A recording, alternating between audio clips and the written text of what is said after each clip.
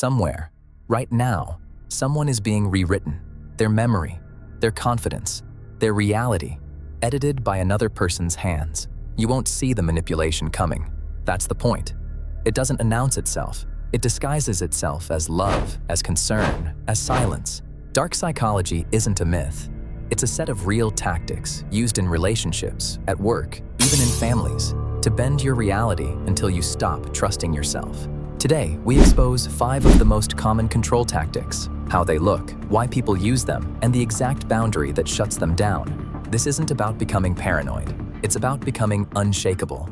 Let's begin. Tactic 1. Gaslighting, the slow art of making you doubt your own memory. It looks like this. You clearly remember what was said, but they respond with total certainty. That never happened. You're imagining things. You're too sensitive. Over weeks, this repeats. Small denials, small rewrites, until you stop trusting your own mind and start outsourcing your reality to them. Why do they do it? Control. If they can control what you believe is real, they never have to be accountable for anything. Here's the boundary that stops it cold. I know what I heard. I'm not going to debate my own memory with you. Then you stop the conversation. No further explanation. Say it once, calmly. Then disengage, walking away, hanging up, or simply going silent yourself. Gaslighters need your reaction. Don't feed it. Write it down if you have to. A text, a note, a voice memo. Evidence isn't paranoia, it's protection.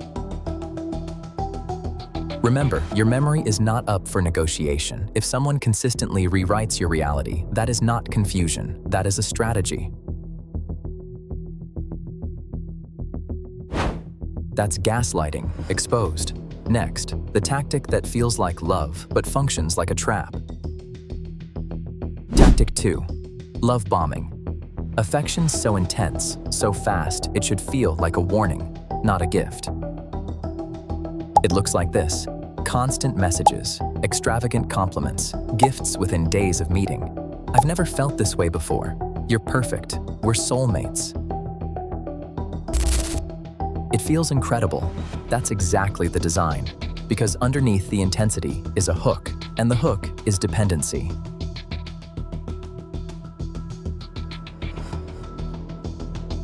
Why do they do it?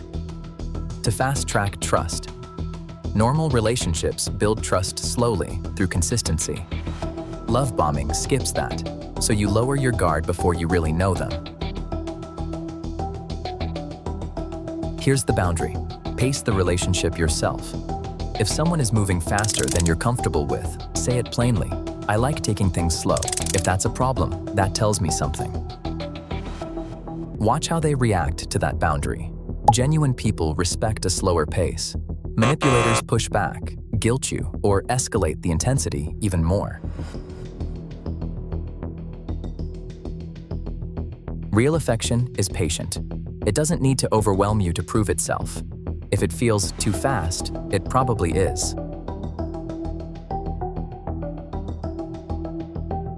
That's love bombing, exposed. Next, the punishment that doesn't use words at all. Tactic 3. The silent treatment. Silence used not as peace, but as punishment. It looks like this. You ask a simple question. Nothing. You try again. Still nothing. Days pass. No explanation. Just cold, deliberate absence. It's designed to make you anxious, to make you chase them, to make you start apologizing for things you didn't even do, just to end the silence. Why do they do it? Power. Silence lets them punish you without ever having to justify their behavior or engage in a real conversation. Here's the boundary. Name it directly. I notice you're going quiet. I'm here to talk when you are, but I won't chase you for a response.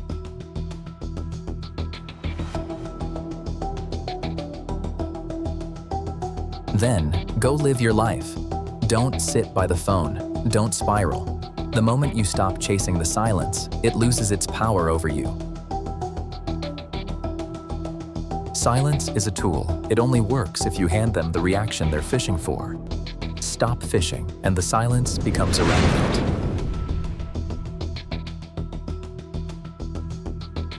That's the silent treatment. Exposed. Next, the tactic where the rules keep changing so you can never win.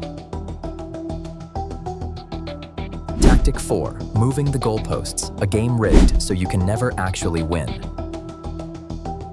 It looks like this. You finally meet their expectation. You apologize, you change, you do exactly what they asked, and suddenly, the standard shifts. That wasn't enough. I expected more. You should have known. The goal was never really about the goal. It's about keeping you off balance. Why do they do it? To keep you in a permanent state of trying to earn approval that was never designed to be given. Here's the boundary. Define success in advance, in writing if you can. Let's agree what enough looks like. Before I start, not after. If the standard still shifts after that, you're not dealing with miscommunication. You're dealing with someone who needs you, unsatisfiable. Real growth has a finish line. Manipulation moves the finish line every time you get close. That's the moving goalposts exposed. Last, the tactic that turns your empathy into a weapon against you.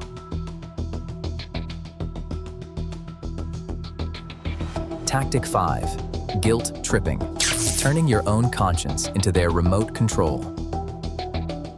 It looks like this. You set a boundary, or simply say no, and suddenly, after everything I've done for you, I guess I don't matter to you. The facts didn't change. Your no was completely reasonable. But now you feel like the villain, and that feeling is the entire weapon. Why do they do it? Because guilt is faster than persuasion. If they can make you feel responsible for their emotions, they never have to ask directly. Here's the boundary. Separate their feelings from your responsibility. I understand you're upset. That doesn't change my answer. You can care about someone's feelings without surrendering your decision to them. Empathy and obedience are not the same thing. Real love respects a no. Manipulation punishes it. That's guilt tripping, exposed. 5 tactics, 5 boundaries, all of them designed to be used the moment you notice the pattern.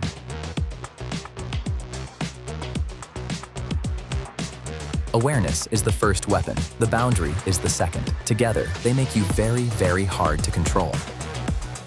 Your mind is not public property. Your memory, your pace, your silence, your standards, your no, they all belong to you and only you. Protecting your mind isn't cruelty.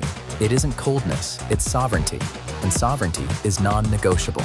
If this helped you see clearly, subscribe to Line by Line Psyche, because the mind that understands manipulation can never be fully controlled by it.